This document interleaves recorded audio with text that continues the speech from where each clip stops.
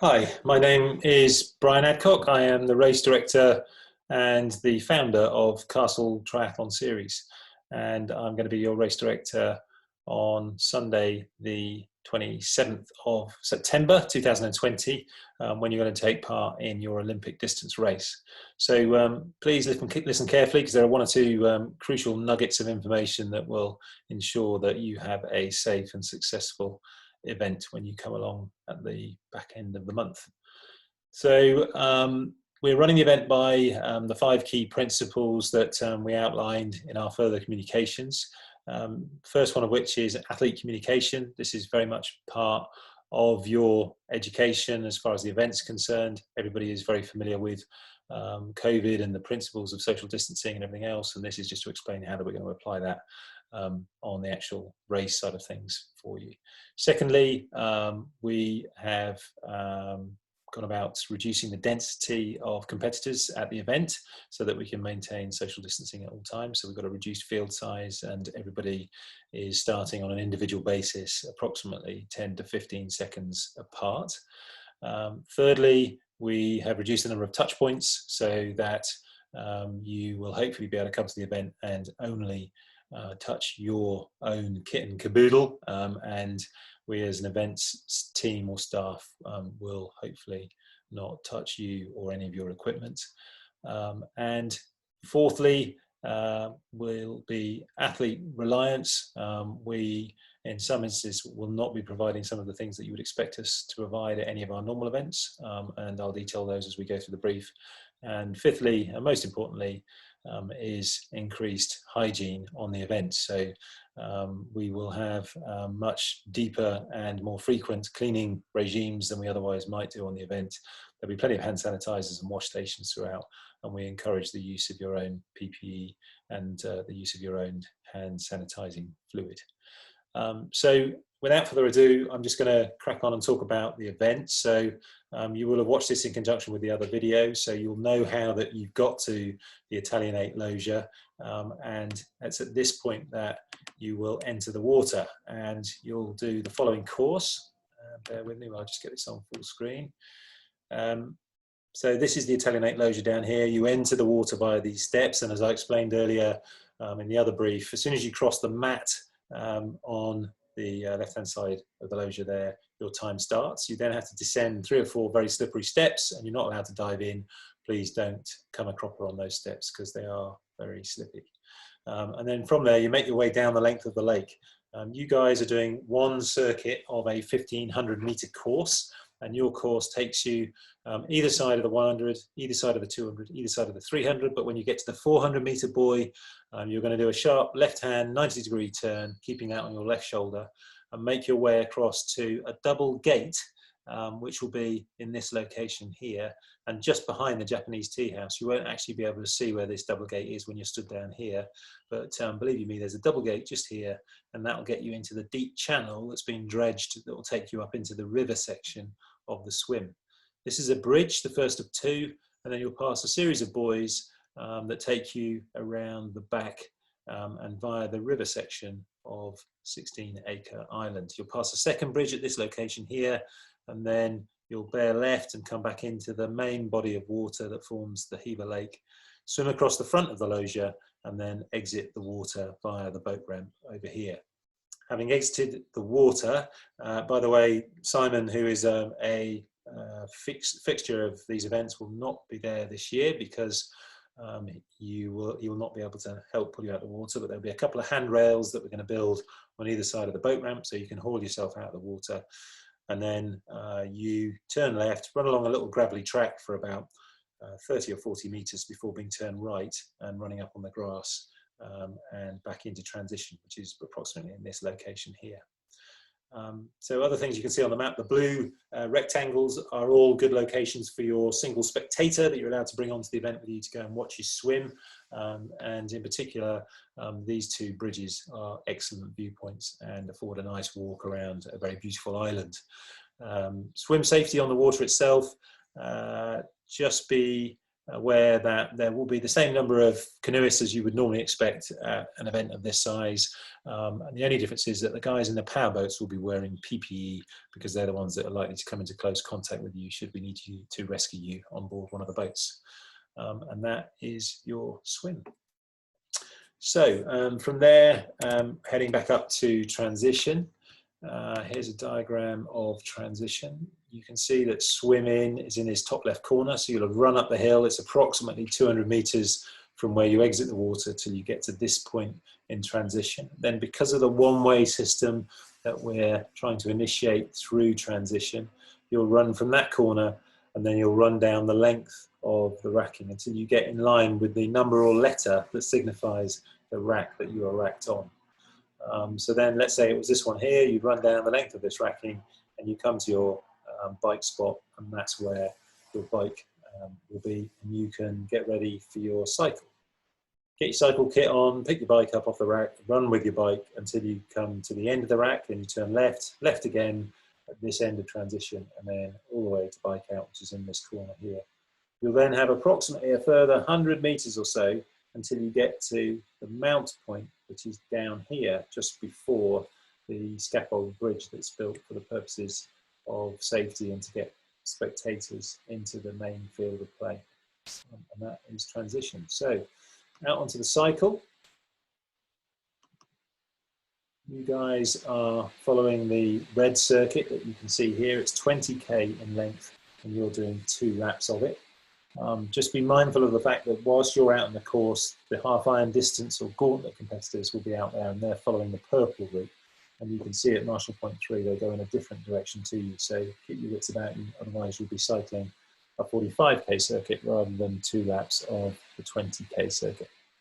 So this is transition, and the mount point is just about here. And then you've got about 600 meters along this 2-way, relatively narrow road, tarmac road, that is called the back drive at Hever. It'll have a line of cones down the middle of it. You obviously stay to the left-hand side of the cones, both exiting and coming back onto the estate. Be mindful of other cyclists who may be coming in the opposite direction. You are allowed to overtake, but please just try and keep your distance as you're overtaking at any point on the course. The other things of note down there is that about 3/4 of the way along the estate road are a set of 4 speed bumps that are by some cottages, which are very large and will take you off your bike if you are not paying particular attention. They will be painted yellow for the event. When you come out to the front entrance of the castle, just a reminder that the event is not closed to traffic, or the cycle route is not closed to traffic.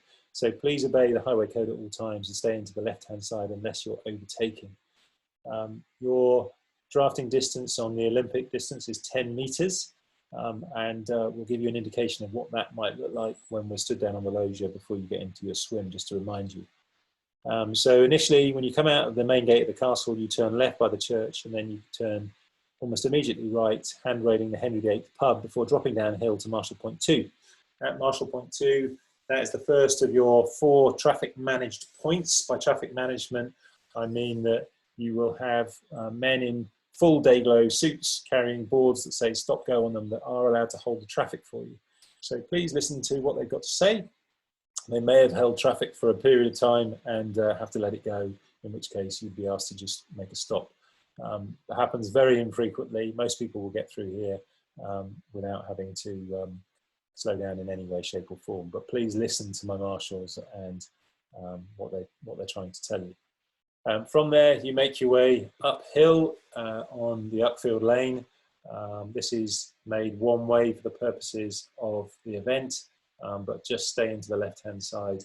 And then when you get to the top, you're in the village of Mark Beach, and you guys are going to be turning left. Make sure you're not following blindly somebody in front of you who might be on the gauntlet route, doing their second lap, for example. They'll be turning right at the top of the hill. You must turn left.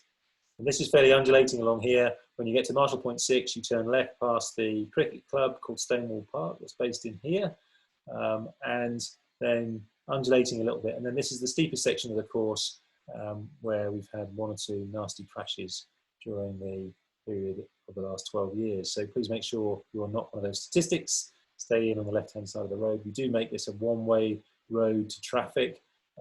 just to make things a bit safer. But there have been plenty of instances where people have been overtaken and things have happened that they weren't expecting. So please be careful, particularly at the bottom of the hill where you've got a sharp left-hand turn. You are joining a B road and also the gauntlet route at that point. There will be a line of cones. It is traffic managed, but keep your wits about you. And then after a further kilometre, you'll come into the village of Penshurst. There's usually a line of cars down the right-hand side of the road. So it does become fairly narrow at this point. So keep your wits about you.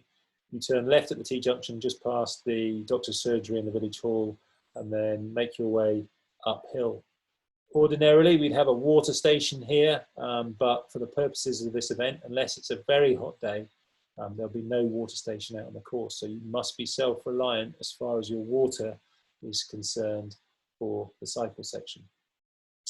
And then you make your way uphill till you get to a left-hand turn where you'll be marshalled left.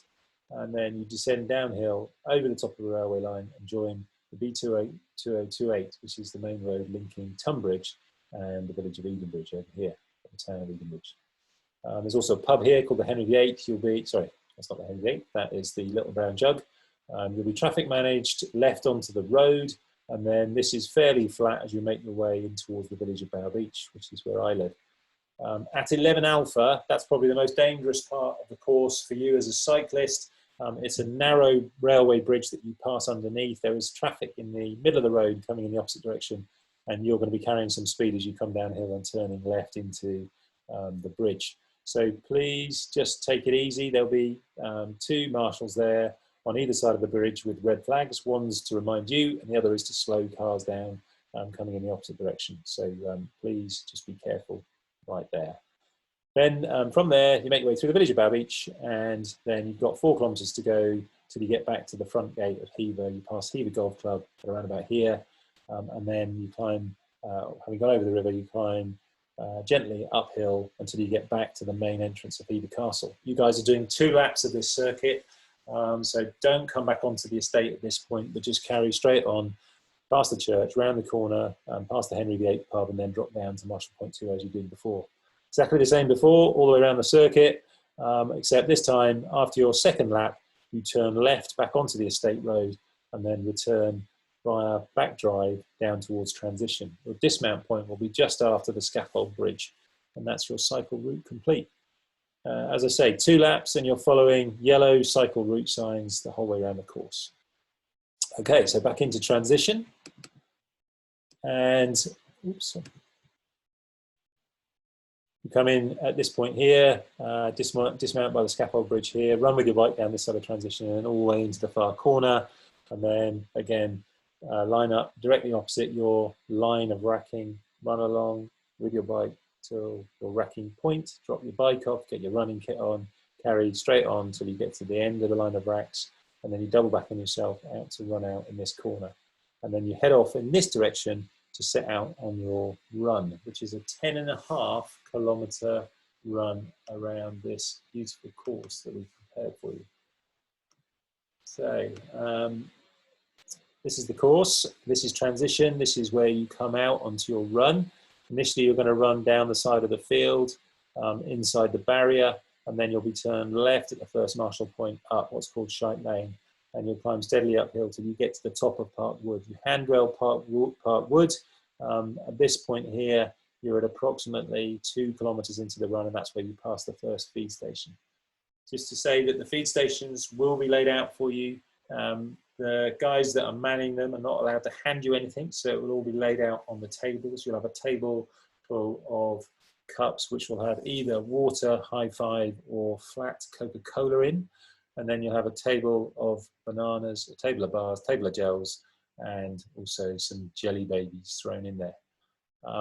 Having passed the feed station, you then come out past the line of cottages called Thresher's Field, and you work your way down this tarmac stretch for approximately 600 metres before turning left at the end just by Lock Skinner's farm, taking up a bridle path for, again, approximately 1 kilometre until you come to the outskirts of a small hamlet called Hillhoath. At this point, you turn right on a public footpath, and then you come uphill. This is public footpath all the way until you get to a water station. Water stations are more than just water. They'll have cups of water, Coca-Cola, high five and gels.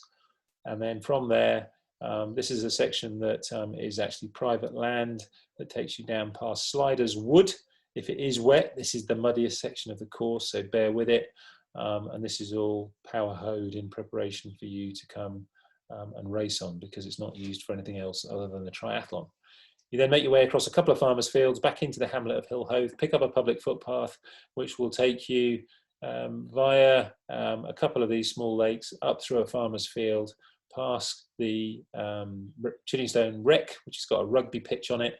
And then when you hit the tarmac road here at the village of Chiddingstone, you turn left, run down through the high street, through a set of gates at the end, just by the pub, which is called the Castle Inn. And then you come to the second feed station. This is laid out in exactly the same way as the first feed station. Continue on past that, over a bridge, and into the grounds of Chiddingstone Castle, which is in this location here. You run past the front entrance of Chiddingstone Castle and then down through their main gate. And when you get to their main gate, you turn left on a tarmac road for approximately 300 meters before turning right onto a bridle track. And this will take you down through more wood and then across a horse cross-country course, which is doesn't have any horses on it on the day that we're racing, and then cross the metalled road that you crossed earlier, and back to feed station 1, where you'll have access to the feed station as you run past it. You've got about 3 kilometers to go at this point. You run downhill through Park Wood and pop out at the end of the lake that you swam in earlier.